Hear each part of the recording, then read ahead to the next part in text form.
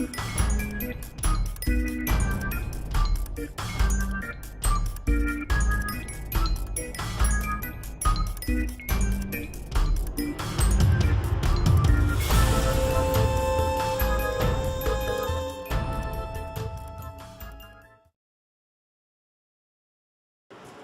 everybody, it's Doug here, Doug Mystic Eye on Board Game Geek.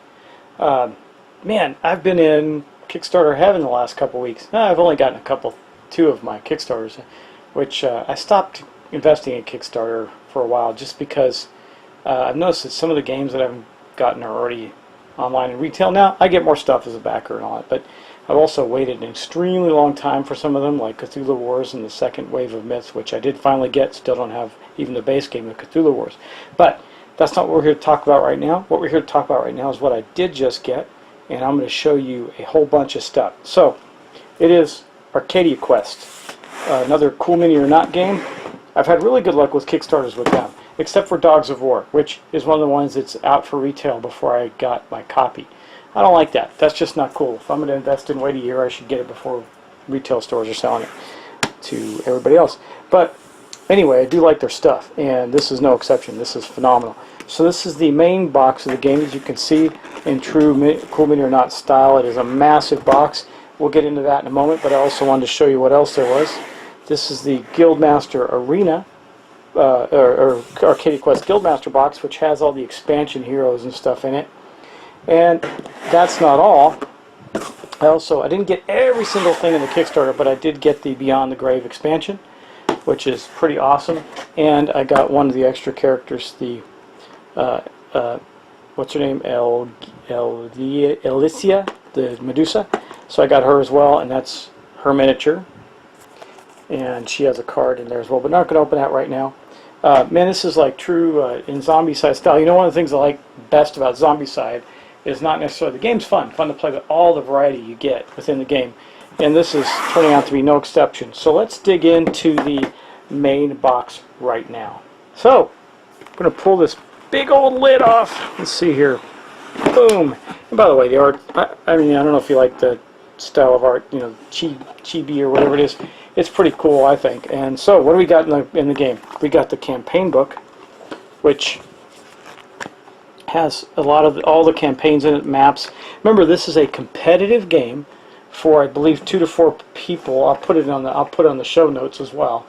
But I think it's 2 to 4 people, and it might be more with the expansions. I'm not sure, but you basically play a guild, and in that guild you're going to have 3 characters that are playing through these scenarios. And while you're fighting each other, there's going to be monsters and treasures and all kinds of things to get. Yeah, pretty cool, right? I mean, you can see that there's a lot going on here. So that's just the campaign book. Beautifully illustrated, full color, glossy paper, really nice. Rule book, same way, all fully illustrated, great examples in it. I've seen most of the stuff online. There's like a setup of the game. So you can see the 4 players starting areas and all the stuff that goes with it, and man, just cool. So that's the rule books, but then there's also the hero boards. There are 4, you know, so I haven't even peeled this out yet. So we got the 4 hero boards for blue, green, red, or orange and red. And those are the hero boards that you get to play with. Now you're going to have on there each one of your heroes in your guild with three heroes, and all their items, their active items are going to be in there. Then you get the plethora, massive amount of tokens. It's like 4 sheets of tokens. We'll just let you look at that. Boom. This isn't the highlight though. I think if you've been watching this, you've probably seen some of the miniatures, and they're pretty awesome. But I just wanted to show you these. These are so here's the guild tokens. Those are tokens you put on your exhausted powers, etc. And those are the 4 sheets of tokens that you get. Then you also get the campaign sheets that allow you to track your stuff, who won, how many of the least deaths, and also on the back of it, the items that everybody had, because each item has a number associated with it, so you could write it down and keep track of your campaign for advancement purposes. Okay, so let's see. Let's get out this little box first. This is going to be the characters. So we're going to pop this open, and let's see what we got here. So these are the main characters. I don't know them all by name yet. And these are the guild bases. So you see there's 3 of each, and you put your figure for each of your guild members in the appropriately colored base.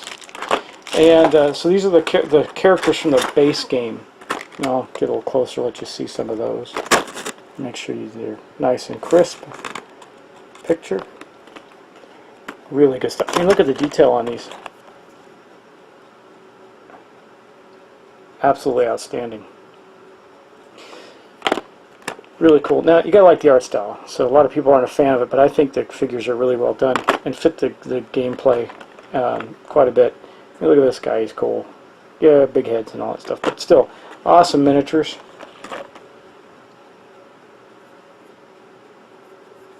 Very good detail.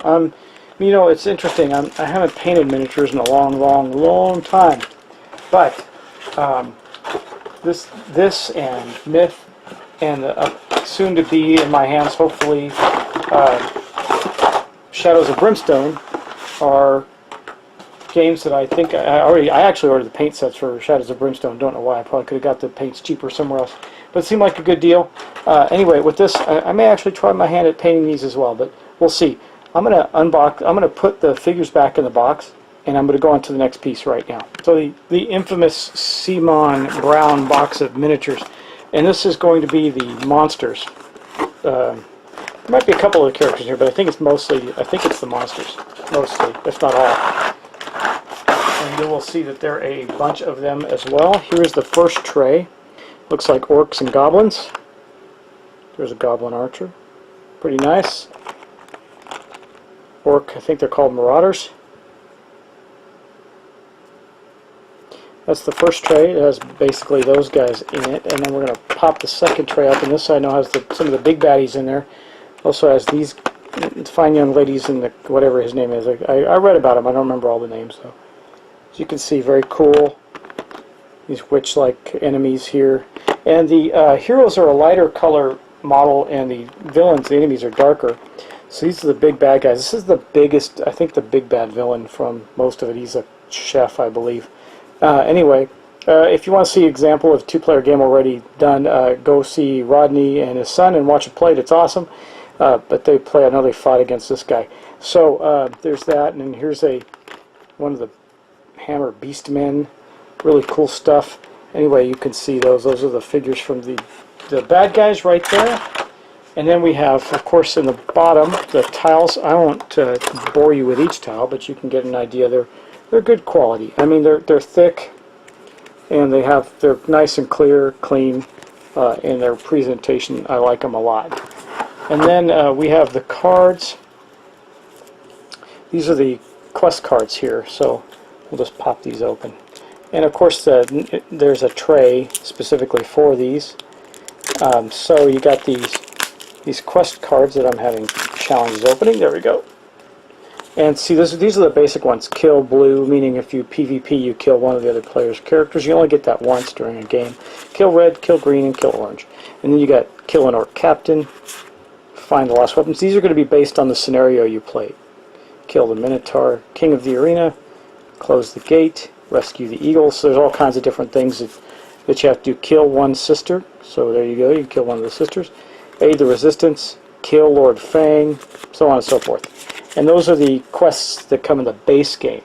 Okay, so let's put that aside and look at the characters. Well, you saw the miniatures for the characters, so you got a good idea of what they look like. And I think if you did want to paint them, it wouldn't be too difficult because you have a really good picture of them, at least the front part of them, in the character cards here. So, and there's a lot of them. Look, so these are the hero cards. You notice they have their health and their defense die and their special ability, and this is Diva. And Greensleeves, he's an elven archer. Grom, he's a barbarian. Hobswan, Hobsbawm is like a wizard type, or maybe a cleric, I'm not sure. Johan, paladin type. Kanga looks like a jungle princess with a staff. Maya looks like another spellcaster. I mean, why do they always have to have these crazy boobs on them? Anyway, Scarlet, she doesn't. Well, maybe underneath the outfit. And then Seth and Spike, Wisp, and those are the heroes. And then these are all the bad guy cards. You can see there's a ton of those because we have different bad guys. So those are the hero and villain cards. You can see that they're all great quality. There's Lord Fang himself. Try and get the glare off. There you go. He's got ability of Bloodbath. He's a level 4 to 5 character. There's Lord Fang, the major villain, level 6 character. Lord Fang, the major villain. He's the simple one for level 1. You can basically ratchet up the difficulty level with these. There's the sisters. Schmetterling, that's the name of the guy. That's the cook. And Bull Roarer. And those are the character cards. Now we got item cards. Oh, that's a lot of cards. Anyway, these are the when you die you get a death token and perhaps get a curse. That's what these are. But the rest of them are, there's Schmetterling's axe. The rest of them are all items. Assassin's Cloak. And you start with a bunch of basic ones like this Rusty Blade. Basically all it does is allows you to roll 3 dice in combat when you use it, and then you exhaust it. Anyway, we'll talk about gameplay in another video. But man, look at the plethora of things that you can get in the game. This is just the base game, guys. Pretty cool stuff. So I'm going to keep that stack nice and neat because I want to put them back. And then the last thing in the bottom of this tray, this very handy-dandy tray, are the dice. You can see that these are the black attack dice and the white defense dice. And I kind of do know how to play already. I've watched videos now, so I got a decent idea. I'm going to have to learn the specifics and make sure I'm not messing up. But I do have a good idea. My son already wants to play with me after seeing the miniatures. Both my boys, they were like, whoa, that's cool, we got to play. So we're definitely going to be doing that soon. But let me put this one back, and we'll get on to the Guildmaster box. Similar style of stuff. So first thing we have in the Guildmaster box is the Nameless quest, which comes with the main game as part of the Kickstarter, which is a whole nother set of scenarios and stories that go along with different villains and different stuff that you have to accomplish. Pretty awesome. I mean, think of the replay value. There's already 2 full campaign books just in these 2 sets right here. And then, of course, these are the bad guys that come with it. I'll break this out and open it up. Okay, Nameless campaign miniatures are right here, plus some cards. So we got the quest cards that are associated with it, the character villain cards, enemy cards, and then the miniatures. So you can see that this is the main bad guy. It looks much like the bad guy from Harry Potter. Yeah, Voldemort. And then these faceless, these guys with the masks are like his minions. And then she's another baddie, I believe.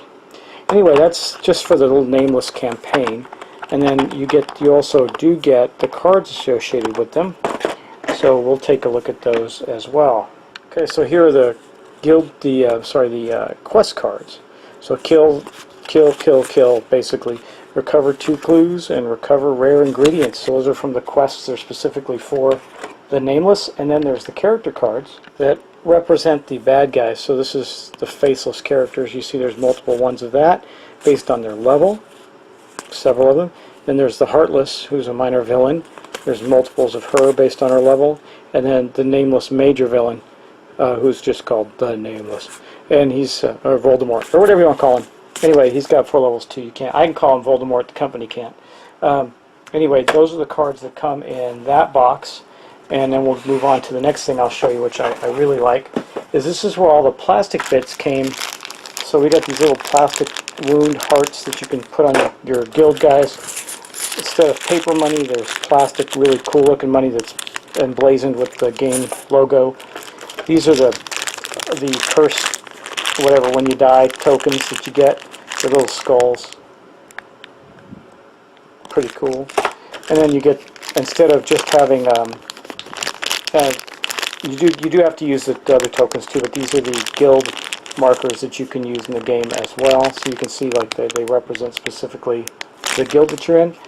And then there are also another set of cards that have some additional characters which are in this big box here. I think I'll get out the big box first and show you the miniatures. Okay, here are the additional characters and one bad guy for the different characters. Now, this even allows you to play the bad guys as good guys, as characters in your, well, I don't want to call them good guys, characters in your guild, good, bad, or indifferent. You can see that again, the massive amount of detail work on these is stupendous. And I guess they could get some extra detail because of the chibi look to them, but I don't think that's just it. I mean, they're just finely crafted and well detailed. This is the Monkey King. Pretty cool guy.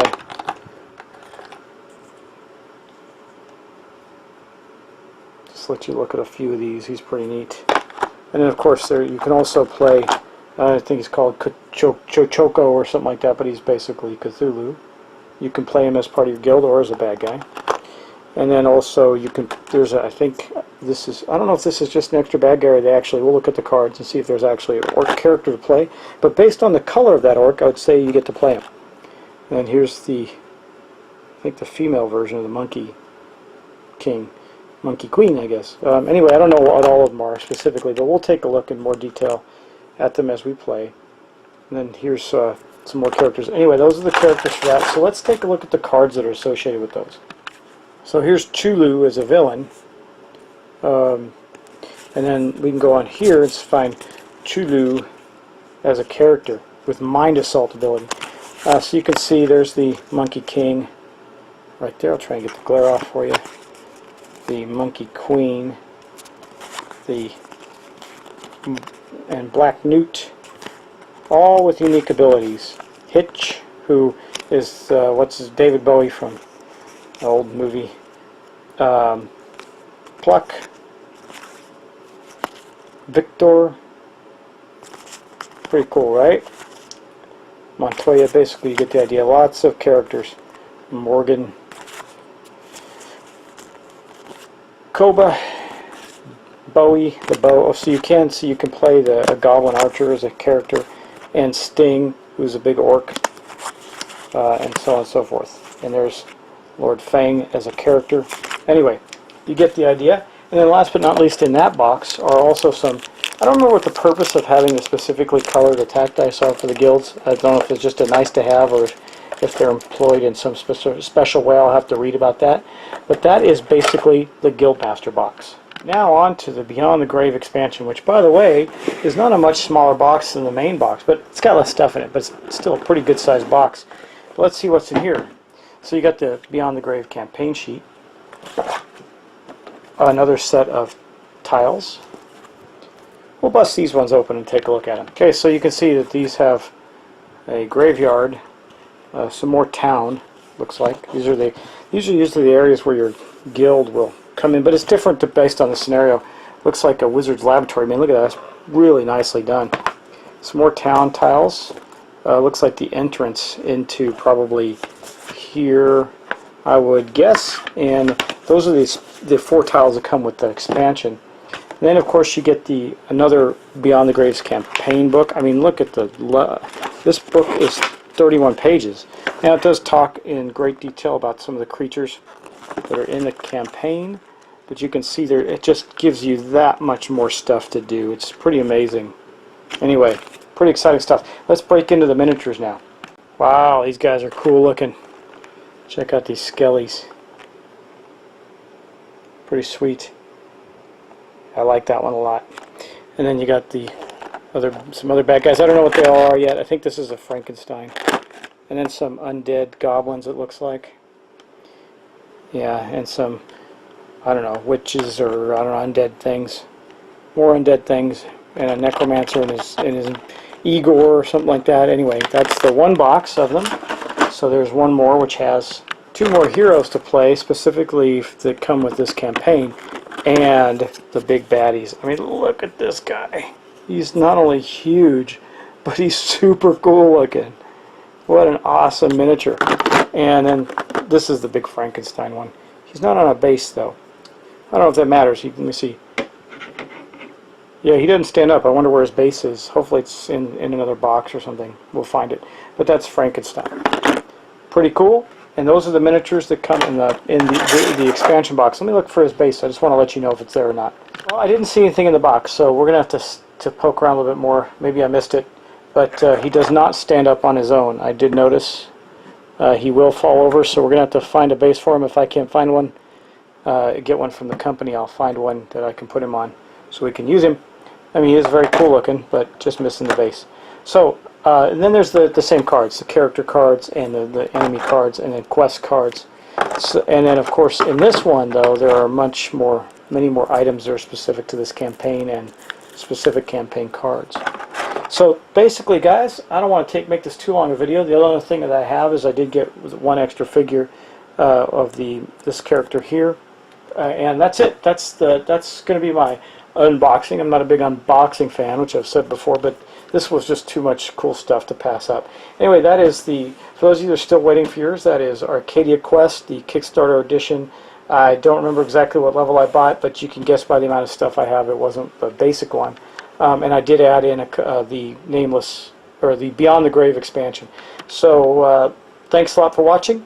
I hope you enjoyed that, and we're going to see more of Arcadia Quest very soon.